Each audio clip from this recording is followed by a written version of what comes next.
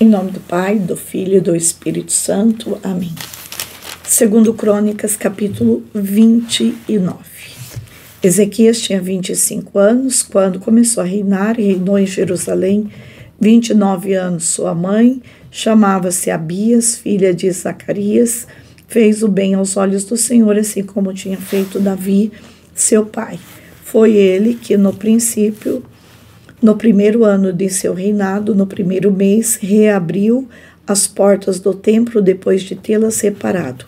Convocou os sacerdotes e os levitas para uma assembleia que se realizou na praça oriental. Disse-lhes ele: escutai-me, levitas, santificai-vos. Agora santificai o templo do Senhor, o Deus de nossos pais, e purificai-o de tudo o que o mancha. Porque nossos pais prevaricaram, fizeram mal aos olhos do Senhor nosso Deus e abandonaram. Desviaram seus olhos sua morada e voltaram-lhes as costas.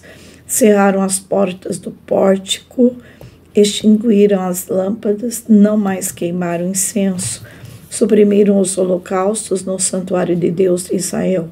Por isso a ira do Senhor se desencadeou contra Judá e Jerusalém e os entregou à desolação, fazendo deles um objeto de espanto e zombaria, como vedes com os vossos próprios olhos. Foi assim que nossos pais caíram sobre a espada, que nossas mulheres e filhas estão no cativeiro, tendo agora a intenção de fazer um pacto com o Senhor Deus de Israel, para que o ardor de sua ira nos poupe. Ora, meus filhos, não sejais indolentes, porque é a vós que o Senhor escolheu para estardes diante dele, para fazer seu serviço e oferecer-lhes incenso. Então se apresentaram os levitas, Maate, filho de Amasai, Joel, filho de Azarias, de linhagem dos filhos de Caate, da linhagem de Merari, Cis, filho de Abide, Azarias, filho de Jalaleel,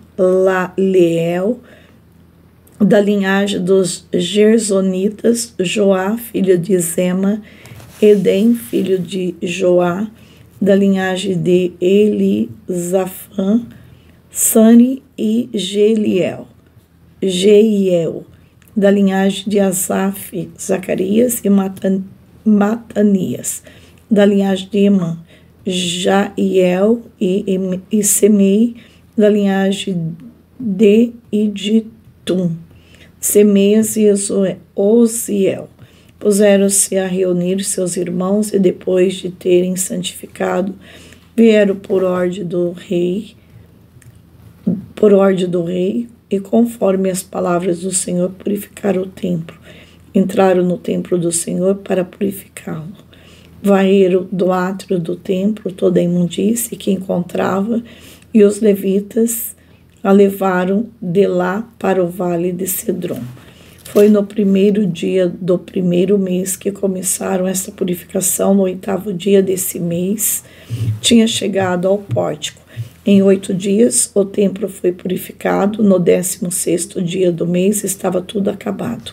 Dirigiram-se então à casa do rei Ezequias, a quem disseram: purificamos todo o templo do Senhor, o altar dos holocaustos com todos os seus utensílios, a mesa dos pães de proposição com todos os seus utensílios, puseram em condição e purificamos todos os objetos que Acaz, durante seu reinado, tinha manchado. E estão diante do altar do Senhor. No dia seguinte de manhã, o rei Ezequias reuniu os dignitários da cidade e subiu ao templo. Levaram 7 touros, 7 carneiros, 7 cordeiros, 7 bodes em sacrifício pelo pecado, na intenção da realeza. No santuário de Judá, disse o rei aos sacerdotes da linhagem de Arão, que ofereceram ao altar do Senhor. Os sacerdotes imolaram o touro, dos quais recolheram o sangue, para em seguida o derramarem sobre o altar. Depois imolaram os carneiros, espalharam seu sangue sobre o altar e fizeram o mesmo com os cordeiros. Trouxeram então os bodes pelo pecado diante do rei, e da multidão, e todos puseram a mão sobre eles. Os sacerdotes os imolaram e derramaram seu sangue sobre o altar em expiação dos pecados de todo Israel, porque era para todo Israel que o rei tinha ordenado o holocausto e o sacrifício expiatório. Ele tinha colocado no templo levitas com símbolos, cítaras e harpas, segundo o rito de Davi, de Gade, o vidente do rei e do profeta Natã. Mas era o Senhor quem tinha instituído isso, pela boca de seus profetas. Os levitas tinham tomado posição com os instrumentos de Davi, os sacerdotes com as trombetas, quando Ezequias deu ordem de oferecer o holocausto sobre o altar. No momento em que começou esse sacrifício, o cântico se fez ouvir, assim como as trombetas, acompanhados pelos instrumentos de Davi, rei de Israel. Toda a assembleia estava prostrada. Entoaram o cântico e tocaram as trombetas até findar-se o holocausto. Terminado o sacrifício, o rei e todos os que o cercavam curvaram os joelhos e se prosternaram. Em seguida, o rei e os chefes ordenaram os levitas que cantassem um cântico ao Senhor com as palavras de Davi e de Asaf, o vidente. Cantaram esse hino com júbilo, depois inclinaram-se em adoração.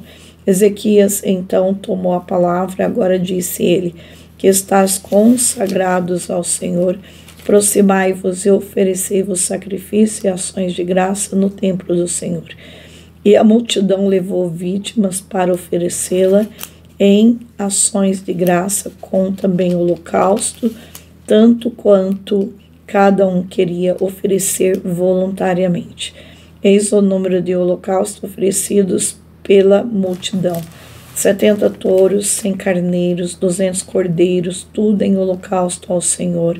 Consagraram, além disso, 600 bois e 3.000 ovelhas. Mas como os sacerdotes, em razão de seu pequeno número, não podia esfolar todos os holocaustos, seus irmãos, os levitas, ajudaram até que não houvesse mais necessidade e até que os outros sacerdotes se tivessem santificado, porque os levitas tinham mostrado mais solicitude que o sacerdote para se purificarem. Houve ainda holocausto em abundância, além da queima de gorduras, dos sacrifícios pacíficos e das libações para os holocaustos. Foi assim restabelecido o culto ao templo do Senhor,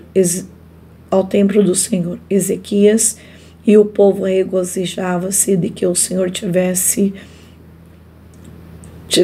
bem disposto todo o tempo, porque a coisa se tinha feito de improviso.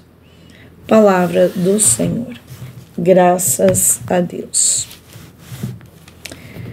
O perfil de Ezequias encontra em 2 Reis. Os levitas, escolhido por Deus para servir no templo, havia sido afastado de suas obrigações por causa da iniquidade de Acás, que está em 2 Crônicas, capítulo 28, versículo 24. Porém, Ezequias os chama de volta ao serviço, lembrando-lhes que o Senhor os havia escolhido para exercer o ministério. É possível que não tenhamos a necessidade de enfrentar um rei cruel, porém, as opressões e as responsabilidades podem tornar-nos inativos e ineficazes quando lhes for atribuído a responsabilidade por um ministério. Não negligencie suas obrigações, caso tenha se tornado inativo no serviço cristão por escolha ou por circunstância. Procure outras oportunidades de ministrar e ouça os Ezequias que Deus colocar em seu caminho. Então, como os levitas, esteja pronto para entrar em ação, como está em 2 Crônicas 19, do 12 a 15. Em todo o Antigo Testamento, o sacrifício era o meio indicado por Deus para aqueles que quisessem aproximar-se dele e restabelecer um correto relacionamento com ele. A oferta pelo pecado feita por Ezequias foi um sacrifício oferecido a Deus para o perdão dos pecados involuntários. Para mais informações sobre a razão de Deus exigir sacrifício e como estes eram executados, veja as observações sobre Levítico capítulo 1. O sangue aspergido sobre o altar representava a inocência do animal sacrificado, que substituiu o culpado que fez a oferta. O animal morria para que o pecado pudesse viver. Esse ritual apontava para o dia em que Jesus Cristo, o perfeito Filho de Deus, sacrificaria sua vida inocente em uma cruz, a fim de que a humanidade pecadora e culpada pudesse ser poupada dos castigos que merecia, como está em Hebreus 10, de 1 a 14. Os videntes eram pessoas que recebiam mensagens de Deus para a nação por meio de visões ou sonhos. A oferta de ação de graça, a oferta pacífica, como está no versículo 31. Também precisamos ver Levítico 7, do 12 a 15. Era uma expressão de gratidão a Deus como oferta pacífica. Ela simbolizava a restauração da paz e da comunhão com Deus. Que Deus Todo-Poderoso possa nos abençoar em nome do Pai, do Filho e do Espírito Santo. Amém.